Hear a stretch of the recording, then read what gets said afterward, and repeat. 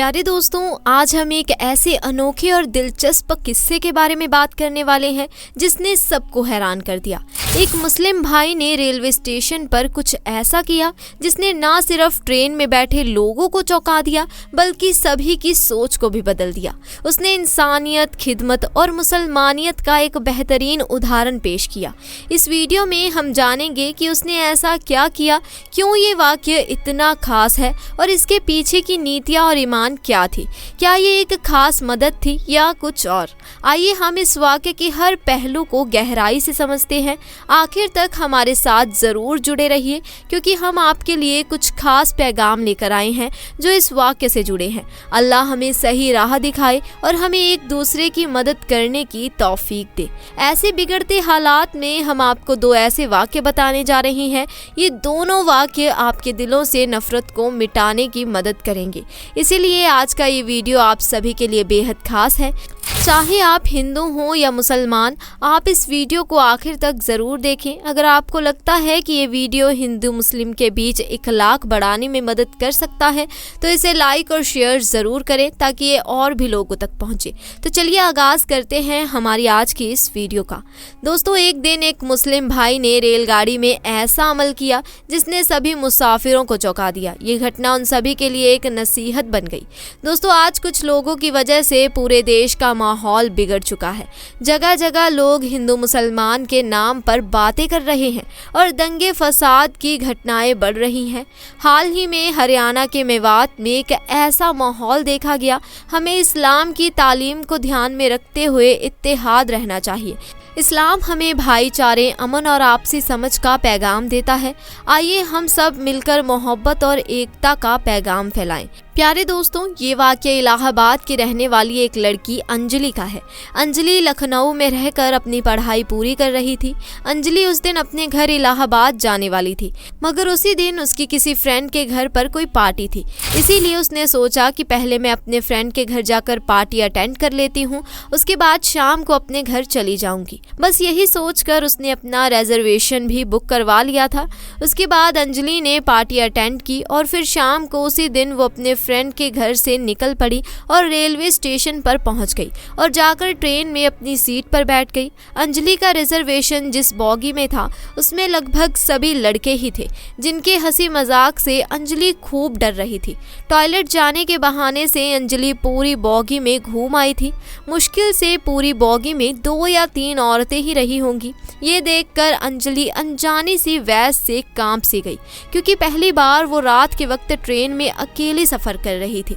इसीलिए वो पहले से ही बहुत घबराई हुई थी और अब उसकी बॉगी में सारे लड़के ही भरे पड़े थे। ये देखकर वो और भी ज़्यादा डर गई। इसीलिए फिर वो खुद को सहज करने के लिए अपनी सीट पर बैठी और एक मैगज़ीन निकाल कर पढ़ने लगी। उस बॉगी में लड़कों का एक पूरा झुंड था जो उसी ट्रेन में जा रहा था। उनके हंसी मजाक और उनके चुटकुलों से अंजलि को और भी ज़्यादा दहशत पैदा हो रही थी। अंजलि किसी तरह डर और दहशत के साए में रात गुजार रही थी। धीरे धीरे रात गुजरने लगी मगर अंजलि अभी भी कांप रही थी। ये देखकर अचानक सामने की सीट पर बैठे एक लड़के ने कहा, हेलो, मेरा नाम अदील है और आप तो डर के मारे पीली पड़ चुकी हो। अंजलि ने डर के मारे धीरे से कहा, हाँ, मगर वो कहने लगा, अगर आप अपना नाम बताना नहीं चाहती हो तो मत बताइए, मगर वैसे आप जा कहाँ रही हैं? अंजलि ने धीरे से कहा कि इलाहाबाद जा रही हूँ। इतना सुनते ही लड़के ने कहा, क्या इलाहाबाद? अरे वो तो मेरी नानी का घर है, उस रिश्ते से तो आप मेरी बहन हुई। फिर खुश होते हुए अदील ने इलाहाबाद की अनगिनत बातें बताना शुरू कर दी कि उसके नाना जी काफ़ी नामी इंसान हैं, उनके दोनों मामा सेना में बहुत ऊंचे पद पर हैं। इस तरह से वो नई पुरानी बातें करने लगा। अंजलि भी धीरे धीरे नॉर्मल होकर अदील की बातों में रुचि लेने लगी। अंजलि रात भर अदील जैसे भाई के साए में सोती रही। सुबह अंजलि ने कहा, लीजिए, आप मेरा पता रख लीजिए, अगर कभी नानी के घर आना हुआ तो आप हमारे घर ज़रूर आइएगा। तो ये सुनकर लड़के ने कहा, कौन सा नानी का घर? वो तो मैंने आपको डरते हुए देखा तो मैं झूठ मूठ के रिश्ते घड़ने लगा। मैं तो पहले कभी इलाहाबाद गया ही नहीं हूँ। ये सुनकर अंजलि चौंक उठी। उस लड़के ने कहा, बहन ऐसा नहीं है कि सभी लड़के बुरे होते हैं, कि किसी अकेली लड़की को देखा नहीं कि उसके ऊपर गीद की तरह टूट पड़े। हम में से ही और भी भाई होते हैं। इतना कहकर प्यार से अंजलि के सर पर हाथ रख कर मुस्कुराने लगा। अंजलि अदील को देखती रही, ऐसे कि उसका कोई अपना सगा भाई विदाई ले रहा हो। अंजलि की आंखों में आंसू आ गए थे। तभी अदील ने अंजलि से कहा, हाँ बहन, मेरा नाम अदील नहीं बल्कि मुर्तज़ा है। ये सुनकर अंजलि हैरान रह गई। तो दोस्तों, ये तो ही एक मुस्लिम लड़की की बात। अब आपको एक मुस्लिम लड़के का एक और वाक़या बताते हैं, जिसको सुनकर आपका दिल खुश हो जाएगा और आपके दिल से नफरत खत्म हो जाएगी। अब हम जो वाक़या आपको बताने वाले हैं, ये वाक़या गुजरात के दंगे का बताया जाता है।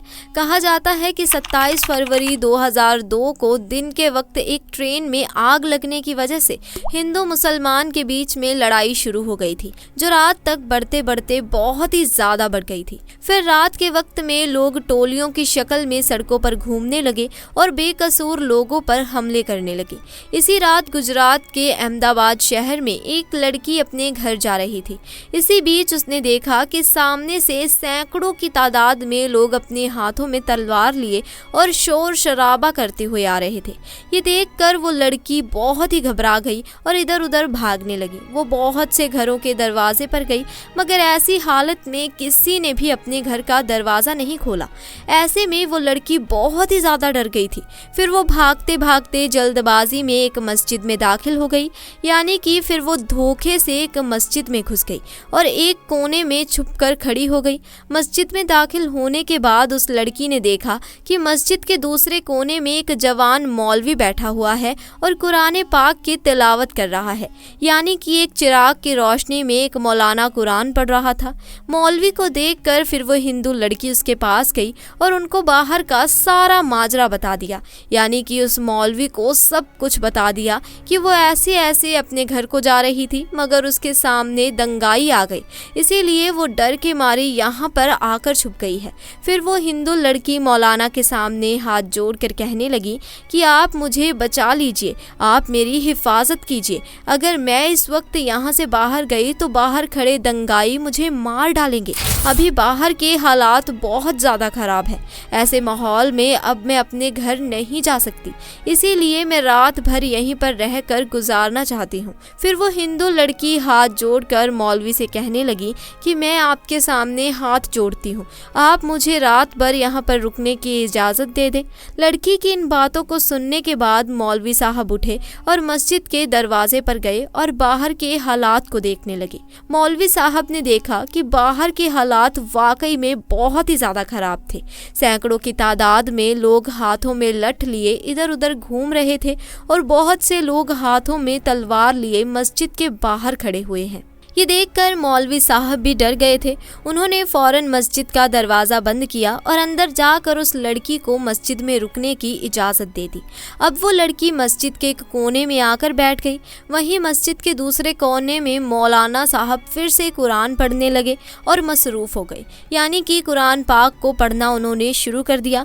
उस मौलाना के सामने एक चिराग रखा हुआ था जो जल रहा था। अब इधर वो लड़की मस्जिद के दूसरे कोने में बैठी मौलाना साहब को देख रही थी। तभी उस लड़की ने देखा कि मौलाना साहब ने कुरान पढ़ने के दौरान अपनी एक उंगली को चिराग में डाल दिया और अपनी उंगली को जलाने लगे। फिर थोड़ी देर के बाद मौलाना ने वापस अपनी उंगली को चिराग से बाहर निकाला और फिर से वो कुरान पाक पढ़ने लगे। थोड़ी देर के बाद में लड़की ने फिर से देखा कि वो मौलाना फिर से वही काम कर रही हैं, यानी कि उन्होंने फिर से अपनी उंगली को चिराग में डाल दिया और थोड़ी देर जलने के बाद उन्होंने वापस अपनी उंगली को बाहर निकाल लिया। मस्जिद के दूसरे कोने में बैठी वो हिंदू लड़की ये सारा माजरा अपनी आंखों से देख रही थी। ये देखकर वो लड़की हैरान परेशान हो गई और सोचने लगी कि ये मौलाना साहब कहीं पागल तो नहीं हो गए हैं जो बार बार अपनी उंगली को आग में जलाते हैं। खैर दोस्तों, फिर ऐसा सोचते सोचते उस लड़की की आंख लग गई, यानी कि उसको नींद आ गई और फिर पूरी रात निकल गई और सुबह हो गई। सुबह को मौलाना उठे और मस्जिद के दरवाजे पर पर गए और उन्होंने बाहर के हालात देखे। मौलाना ने देखा कि उस वक्त बाहर कोई नहीं था, यानी कि सारे दंगाई वहां से जा चुके थे।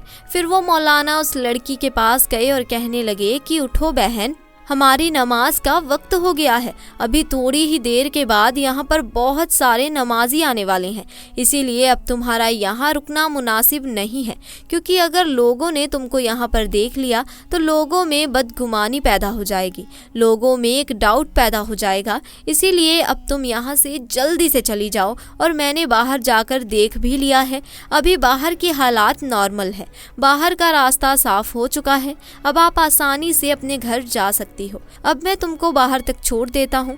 ये सुनकर उस लड़की ने कहा कि अगर बाहर का रास्ता साफ हो चुका है तो मुझे जाने में कोई हर्ज नहीं, मगर मैं जाने से पहले आपसे एक बात ज़रूर पूछना चाहूँगी। मैं आपसे एक सवाल करना चाहती हूँ, पहले आप उसका जवाब दें। ये सुनकर मौलाना साहब कहने लगे कि पूछिए बहन, क्या पूछना चाहती हो? तो वो कहने लगी कि मौलाना साहब, आप ये बताइए कि आप रात भर अपनी उंगली को चिराग में जलाने की कोशिश क्यों कर रहे थे? ये सुनकर मौलाना साहब कहने लगे, बहन, इसके बारे में आप ना ही पूछो तो अच्छा है, क्योंकि ये मेरी जाती मामला है, इसीलिए मैं इसके बारे में आपको नहीं बता सकता। तो ये सुनकर वो लड़की कहने लगी कि जब तक आप मुझे इसके बारे में नहीं बताएंगे तब तक मैं यहाँ से वापस नहीं जाऊंगी। इसीलिए फिर मौलाना साहब को इसके बारे में मजबूरन बताना पड़ा। फिर वो मौलाना साहब कहने लगे, देखो बहन, बात दरअसल ये है कि जब तुम रात के वक्त यहाँ पर आई थी तो तुम्हारी खूबसूरती को देखकर शैतान ने मुझको बहकाना शुरू कर दिया था। इसी वजह से रात में जब जब मेरे दिमाग में गलत और गंदे ख्याल आते आए तब तब मैं नफ्स को आग के हवाले करता रहा और नफ्स को आग का मज़ा चखाने लगा। आग की तपिश देखकर मेरी नफ्स गलत काम करने से रुक गई और ऐसा करते करते मेरी पूरी रात गुजर गई। तो दोस्तों, देखा आपने, ना ही सारे हिंदू बुरे होते हैं और ना ही सारे मुसलमान बुरे होते हैं। बुरे कुछ गिने चुने लोग होते हैं जिनको बुरा बना दिया जाता है, क्योंकि वो बुरा बनेंगे तभी किसी का फ़ायदा वहाँ पर होगा। कुछ लोग हैं जो अपने फ़ायदे के लिए हिंदू मुसलमान को लड़वाने के काम बड़े लेवल पर कर रहे हैं। इसीलिए आप ऐसे लोगों की बातों में कभी भी ना आए और आपस में सब मिलजुल कर रहें। इसी में हम सबका फ़ायदा है, हमारे देश का फ़ायदा है। प्यारे दोस्तों, इस्लामिक समुदाय अखलाक से भरे समाजों के दिल में उत्तम अखलाक और वसात का निशान है। इस समुदाय की दीनी धरोहर सुन्नत और इकामत ना सिर्फ सामाजिक सलामती में योगदान देती है बल्कि अखलाकी मूल्यों को भी बढ़ावा देती है। मुसलमानों की इस्लामी न्याय और आपसी इज्जत की और कसम, गुफ्तगू और फहम के लिए एक ऐसा माहौल तैयार करती है जहां मुस्लिम संस्कृतियों और ईमानों के बीच पुल बनता है। मुसीबत के समय समुदाय के भीतर इखलाक की भावना जगमगाती है। ज़रूरतमंदों की मदद के लिए उठाए गए कदम जैसे ज़कात, तालीम और मजहबों के बीच संवाद इस समुदाय की रहमत और मोहब्बत को दर्शाते हैं। जब मुसलमान अपने वाक़यों को शेयर करते हैं तो वो ना सिर्फ इंसाफ देते हैं बल्कि ये दिखाते हैं कि इंसानियत विभाजनों के पार एकजुट हो सकती है। तो आज की वीडियो में बस इतना ही। आपको हमारे आज के ये दोनों वाक्य अच्छे लगे हों तो कमेंट बॉक्स में हमें ज़रूर बताइएगा। सुभान अल्लाह।